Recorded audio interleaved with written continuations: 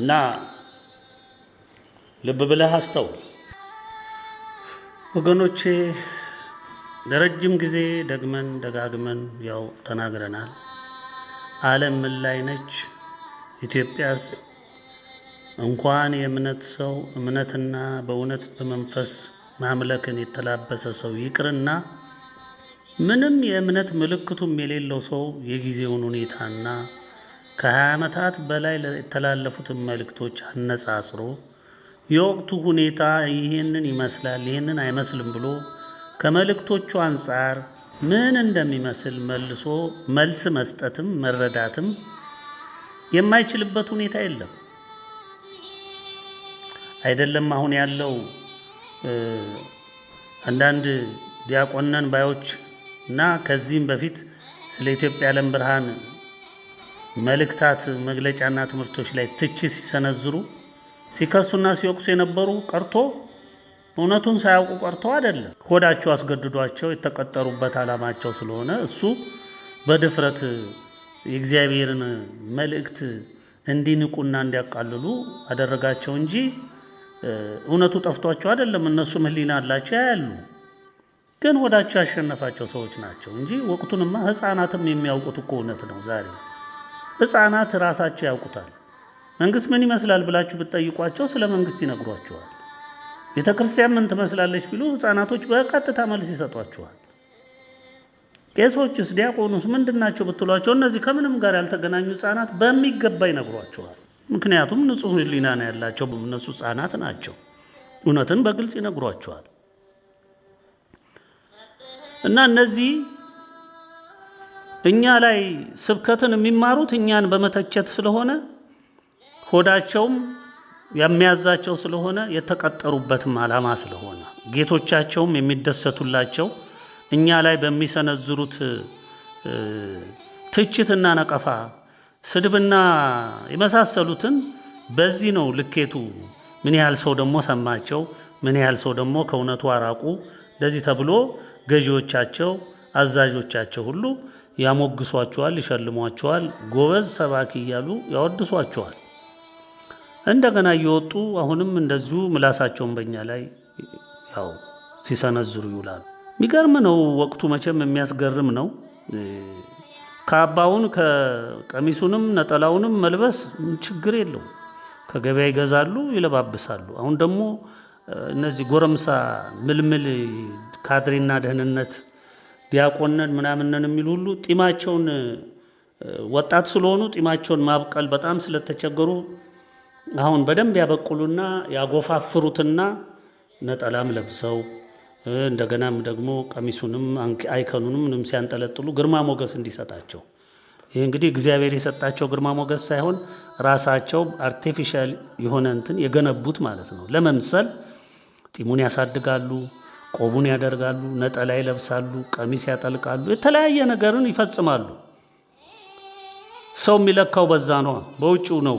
የእነሱን ተልእኮ አያውቅ፣ ኪሳቸው የያዙትን ዓላማ አያውቅ። እንግዲህ ከነዚህ ውስጥ አንዱ እኛን ሲተች የነበረ አንድ ዲያቆን ነኝ የሚል አለ። ብዙ ጊዜ ደጋግሞ ሲተቸን ነበር፣ ግሳጼም ሰንዝረንበት ነበር፣ የተጸጸተም መስሎን ነበር። ነገር ግን እንደ በሽታ ግርሻ መልሰው አሁንም ደግሞ አፉን በእኛ ላይ የሚከፍት አለ። ከሊያ እንላችሁም በአብዛኛዎቻችሁ ታቋቸዋላችሁ። በተለመደ ነቀፋና ትችት ተሞልተው የስብከታቸው ማድመቂያ ሲያደርጉን ስለሰማናቸው ነው አሁን ያነሳ ነው።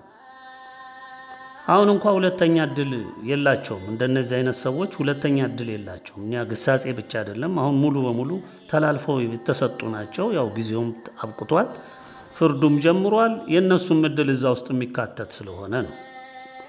አሁን ደግሞ እያነሱ ያሉት የዓለም ጥፋት ወይም እግዚአብሔር የሚሰነዝረው መቅሰፍት ከክብደቱ የተነሳ ከመላው ዓለም የህዝብ ቁጥር 100 ሚሊዮን ህዝብ ቢተርፍ ለኔ እንደ ድል ይቆጠራል ያለውን ቃል በመልእክት ውስጥ የተጠቀሰ ቃል ነጥለው አውጥተው በመጥቀስ እኛን እንደ ጨካኝ እግዚአብሔርም ይህን ያህል ጥቂት ህዝብ ብቻ አስቀርቶ በቢሊዮኖች የሚቆጠረውን ያጠፋል ማለት በፍጹም የማይሆን እግዚአብሔርም ይህንን የማያደርግ አምላክ እንደሆነ ይሄም አባባልም መልእክቱም ትክክል አለመሆናቸውን በማንሳት በስብከታቸው ሲያብጠለጥሉን ተሰምተዋል።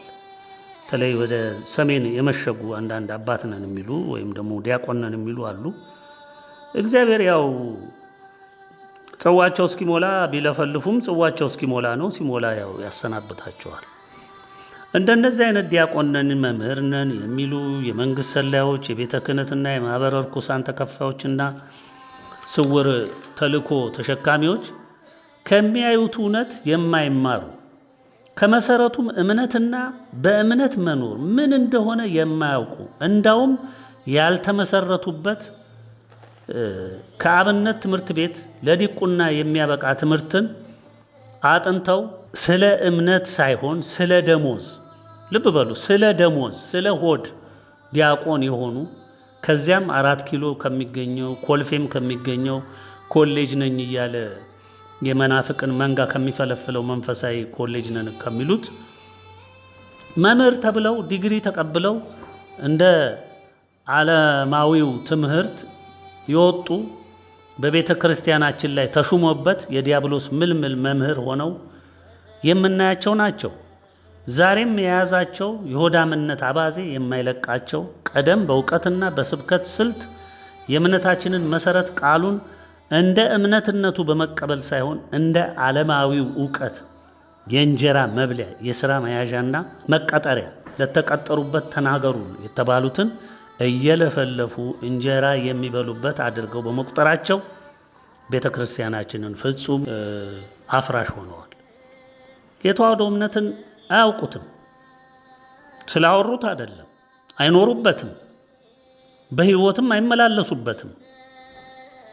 በቁማቸው እምነቱን የማያውቁ በቁማቸው የካዱ የመነፈቁ የኮተለኩ ስለሆኑ የሞቱ ናቸው። ሰው መስለው ቢንቀሳቀሱ እግዚአብሔር በሰውነትም አያቸው። ምክንያቱም ከእውነት የወደቁ የተለዩ የጨለማ ልብስ የለበሱ የዲያብሎስ ተቀጣሪ ስለሆኑ በእግዚአብሔር መዝገብ ውስጥ በጥፋት እንጂ በመልካምነት አይታወቁ። በእምነትና በመንፈስ በእውነት እግዚአብሔርን ማምለክ ምን እንደሆነ በፍጹም አልተመሰረቱበትም። በምንም ተአምር በስብከታቸው ውስጥ ስለ እምነት አያነሱ። ምክንያቱም ግልጽ ነው። እነሱ ለእንጀራና ለሆድ ፊደል አጥንተው ነው የመጡት። በጉቦ ተቀጥረው በጉቦ የገዙትን ዲቁናን፣ ክህነትን፣ መምህርነትን፣ ሊቅነትን እንደ እምነት ተኪነት ተመልክተው ህዝቡን እያሳቱና ወደ ገደል እየሰደዱ በማያቋርጥ የምላስ ስልታቸው ዛሬም ድረስ የዋሁን ምዕመን እየነደፉ ሲጥሉት እየተመለከትን ነው። ለኢትዮጵያ መከራ ላይ መውደቅና ዛሬ ላይ ለደረሰችበት ጥፋት ዋና የጥፋቷ አምዋላጆችና መከራዋን ሁሉ ሲጠምቁ የኖሩ ዛሬ የምናያቸው በእግዚአብሔር ህዝብ ገንዘብ የወፈሩ የደነደኑ ጉቦን እንደ ትክክል ህግ ያጸደቁ ከዲያብሎስ መንግስት ከዘረኛ መንግስት ከዓለም አቀፍ የእምነት ተቋማት ከካቶሊኮች ስምሪት የወሰዱ ዲያቆናት፣ ካህናት፣ መምህራን፣ ሊቃውንት፣ ጳጳሳት ሁሉም ለዛሬው የከፋ መከራ ተጠያቂዎች ናቸው። ህዝብ እውነትን እንዳይረዳ ከእግዚአብሔር የመጣውን በኢትዮጵያ ዓለም ብርሃን መልእክት በኩል የተገለጹትን መልእክታት መግለጫና ትምህርቶች እንዲሁም ደብዳቤዎች ለሁሉም ሀገራት የተጻፉ የአዳም ዘር ሰምቶ ንስሐ እንዳይገባ እንዳይጸጸት ዋናውን የመከላከል የማደናቀፍ ተልእኮ የፈጸሙና ያስፈጸሙ እነዚሁ የጉቦ መምህራን፣ የጉቦ ካህናት፣ ጳጳሳት፣ ሊቃውንት፣ አባት ተብዮች ናቸው። ይሄ ደግሞ ማንኛችሁም ምንም ብትሉት ምንም ልታስተባብሉት ማትችሉት ዛሬ ፍንትው ብሎ ወደ ብርሃን የወጣ እውነት ነው። ለኢትዮጵያ ጥፋትና መከራ በግንባር ቀደምትነት የሚጠየቁም ናቸው። ዛሬ የምታዩዋቸው አባቶቻችን የደከሙበትን የእውነተኛይቱን ተዋህዶ እምነት ለማፍረስ ለማጥፋት ተማምለው የመጡ በዘረኛና በዲያብሎስ ወኪል መንግስት የማፍረስ ተልእኮ የተሰጣቸው አለ አፍረት በግልጽ ባጠፏት ቤተክርስቲያን ደጅ ቆመው ሲውረገረጉ እውነትን የሚመግቡ ይመስላሉ። ለአንዲት ቀን ውሏቸው አበላቸው ቢቋረጥ ለደቂቃም የማታዩዋቸው ናቸው። ምዕመንን አስፈጅቶ መልሶ የፈጁትን የተዋህዶ እምነት የጨበጠውን ወገን ላይ የእምነቱ መሪ ስራ አስኪያጅ ጳጳስ ሆነው በመንግስት ጉልበት አናት ላይ ሲቀመጡ ከዚህ በላይ ምን ልትሉ ትፈልጋላችሁ? ምን ልትሰሙስ ትፈልጋላችሁ? በተቀደሰው ቦታ እርኩሰት ቆሞ ስታዩ ያኔ ተጠንቀቅ፣ አስተውል እኮ ነው የሚለው። አስተውል ይላል እግዚአብሔር። ዛሬ ቤተ ክርስቲያን ፈርሳለች ስንል ምን ማለታችን ነው? ቤቱ ስላለ ታቦተ ሕጉ ስላለ እኮ አይደለም።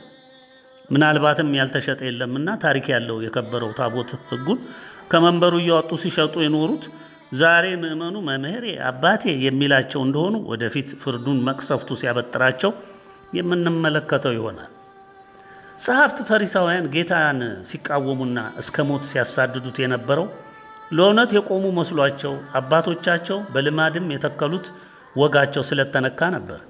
የሚያሳድዱት የወገሩትና የሰቀሉት እኮ የቀጠቀጡት ሞትን እንዲጎነጭ ያደረጉት ደሙ በልጅ ልጆቻችን ይድረስ ብለው እጅግ የጨከኑበት እኮ ቸሩ መድኃኔዓለም ጌታችን መድኃኒታችን ኢየሱስ ክርስቶስ የዓለም ቤዛ የዘላለም ሕይወትን በነፃ ሊሰጣቸው ወዶ ወደ እነርሱ መምጣቱን ሊገለጥላቸው አልቻለም ነበር። ያ የጨበጡት ወግ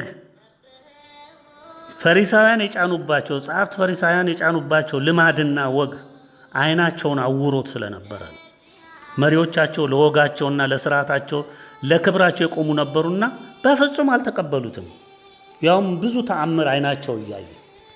የዛሬ ጸሐፍት ፈሪሳውያን በልማድ የተተበተቡ ለክብራቸው ለሆዳቸው ሁሉንም ዋጋ ሊከፍሉ የጨከኑ በመሆናቸው ዘረኝነት፣ ሆዳምነት፣ አምልኮ ባዕድ፣ ጥንቆላ፣ መተት፣ ድግምት፣ ጥላ ወጊነት የመሳሰለውን ሁሉ ያጋንንት አሰራር እንደ ጥበብ ልብ በሉ እንደ ጥበብ ተቆጥሮ ዛሬ በግልጥ በቤተ ክርስቲያን ሞልቶ ስራ ላይ ሲያውሉት ይታያል። እርስ በራሳቸውን በዚህ ዘዴ ነው የሚጠላለፉት። እምነት የለም በቦታው። የት ቦታ ስለ ጮሁ የለም ወገኖች። የኢትዮጵያ መከራ ጠማቂዎች እነዚሁ በቤተ ክርስቲያን የመሸጉ መምህር፣ ሊቅ፣ ሊቃውንት፣ ካህን፣ ዲያቆን፣ ቄስ፣ ጳጳስ ዋናዎቹና ግንባር ቀደሞቹ ለመሆናቸው ዛሬ በመጠኑም ቢሆን የተረዳችሁ ይመስላል ብዬ ገምታለሁ። ዛሬም ብቻ ሳይሆን ሂደቱን በደንብ ካጠናችሁት ሁሉ ግልጽ ነው። በእርግጥ ባቄላ ብትቀቅሉ ከዚያ ሁሉ የነፈረ ባቄላ ምንም ሳይነካው እንደነበረ ጥሬው ወጥቶ እንደምታገኙት በዚህ ሁሉ የጥፋት ሥራ እጃቸው የሌለ ራሳቸውን ደብቀው ተገልለው ተሳደው ታስረውም ያሉ አንድ ሁለት ተብለው የሚቆጠሩ ጥቂት እውነተኛ ካህናት ሊኖሩ ቢችሉም በቤተ ክርስቲያን ወይም በገዳም አታገኟቸው። ቀድሞውኑ ከየትኛውም የአገሪቱ ስፍራ በቤተ ክርስቲያን በገዳማት እንዳይገኙ ተደርገዋል። ስለሆነም እነዚሁ ጥቂቶቹም እንደኛው ተሳዳጅ፣ ታሳሪና ተገዳይ ሆነዋል። የእውነት መንገድ ቀጭን እጅግ የጠበበች ናትና ከሺህ አንድ ሰውም አይሄድባትም። በሰፊው መንገድ ግን ሁሉም የሚወደው መንገድ ስለሆነ ከሺው 999 የሚመርጠውና የሚሄድበት የሥጋ ገበ የሞላና የደራበት የጨለማ አሰራር የነገሰበት ነው። ወገኖቼ እኛም ለረጅም ጊዜ ስለ እውነት በመመስከር ጮህን፣ ሰሚም አጣን። ትውልዱም አልሰማም አለ፣ በጥፋቱ ጨክኖ ገፋ። መልካም ሰው የእግዚአብሔር ሰው ማግኘት ብርቅና ፈጽሞ የማይገኝ ሆነ። ታዲያ እግዚአብሔር ምን ያድርግ? መከረ፣ አስተማረ፣ ተናገረ፣ ገሰጸ፣ ወቀሰ፣ ቀጣ። ሰሚ ከጠፋ ምን ይደረግ?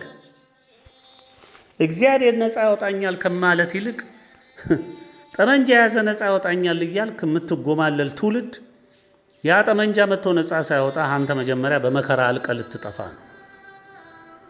ጠመንጃ ያዡ ራሱ የእግዚአብሔርን ፈቃድና ሐሳብ ካላወቀ ራሱም ጠፊ ነው።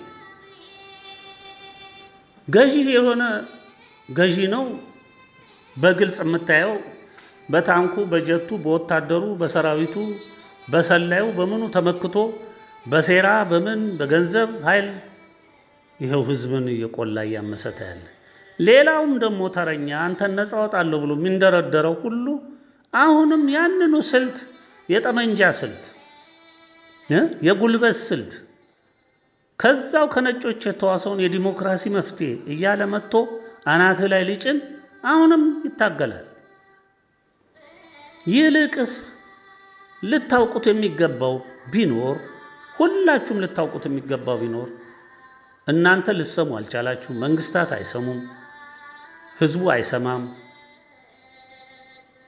ቤተ ክርስቲያን ውስጥ ያሉ እውሮች አይሰሙም፣ ደንቁረዋል። የተለያየ እምነት ውስጥ የወደቁ ሁሉ አይሰሙም። ዘረኛ፣ ሌባ፣ ዘራፊ፣ ነፍሰ ገዳይ ምድሪቱን ከድኗል። ሶዶማዊ ምን ብላችሁ ከጥፋት ከየትኛው ጎሎ ትሰማላችሁ? ሁሉም ጋር አለ። ይህስ ልብ ብለህ አድምጥ።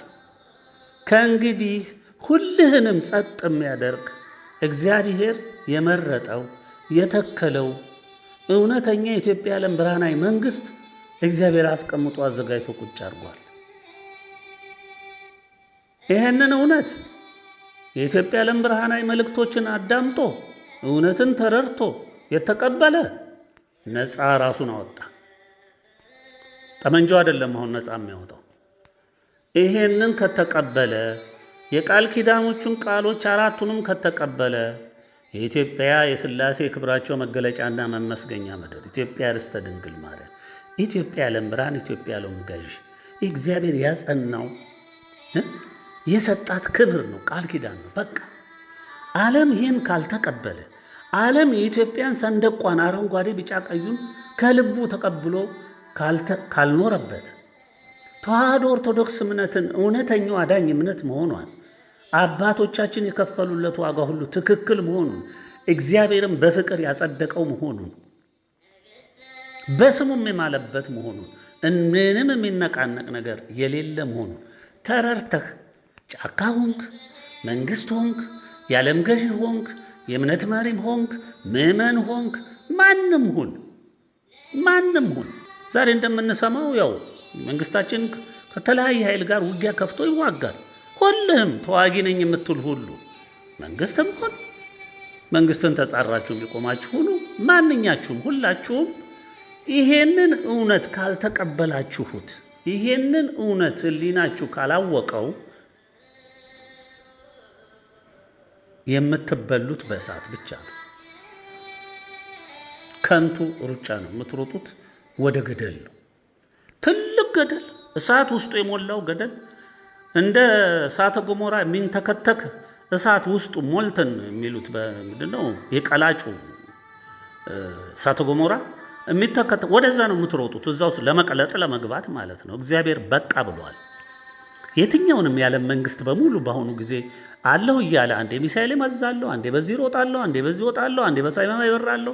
ሁሉንም እግዚአብሔር አሰናብቶ ጨርሷል እኮ። የለም እኮ አሁን እልቂታቸውን ከመጠበቅ በስተቀር የጥፋት ሂደታቸውን እንደ ትንቢቱ እንዲፈጸምባቸው ከመፍረምረም በስተቀር የሚጨምሩትና የሚያመጡት አንዳች ጉዳይ የለም።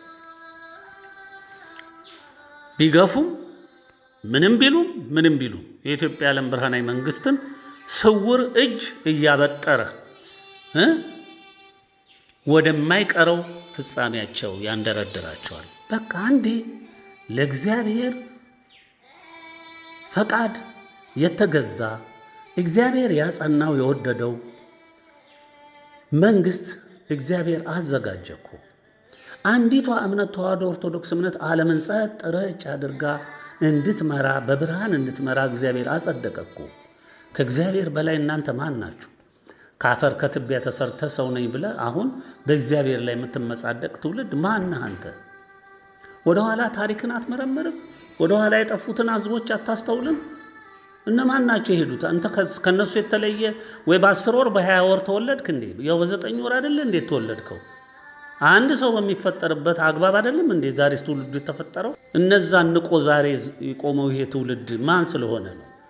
ስለዚህ እነዛ የጠፉበትን አንተም በእጥፍ እየሰራው ስለሆነ ትጠፋበታለህ። መልካም የሰሩትን አባቶች ደግሞ እግዚአብሔር የጸደቀውን እሱን ንቀሃልና በናቅበት ምክንያት ተፈርዶብህ ሞትን ትቀምሳለህ። እውነተኞቹ ደግሞ እግዚአብሔርን የሰሙ ትምህርቱን ያደመጡ ተግሳጹን የተቀበሉ ንስሐ የገቡ ፈጥነው በፊቱ የወደቁ እነሱ አመለጡ። በቃ አለቀ። ተሻጋሪ ናቸው። ምንም በል ሩጥ፣ በዚህ ውጣ፣ በዚህ ውረድ። እነሱ ተሻጋሪ ናቸው። ወደ ትንሣኤው ተሻጋሪ ናቸው። አንተ ማታምነው ደግሞ ወደምታምነው ጨለማህ፣ ወደ ሲኦልህ፣ ወደሚንተከተከው እሳት ትገባታለህ። በስጋም ትገባታለህ። ነፍስም ሲኦል ሄዳ ታርፋለች።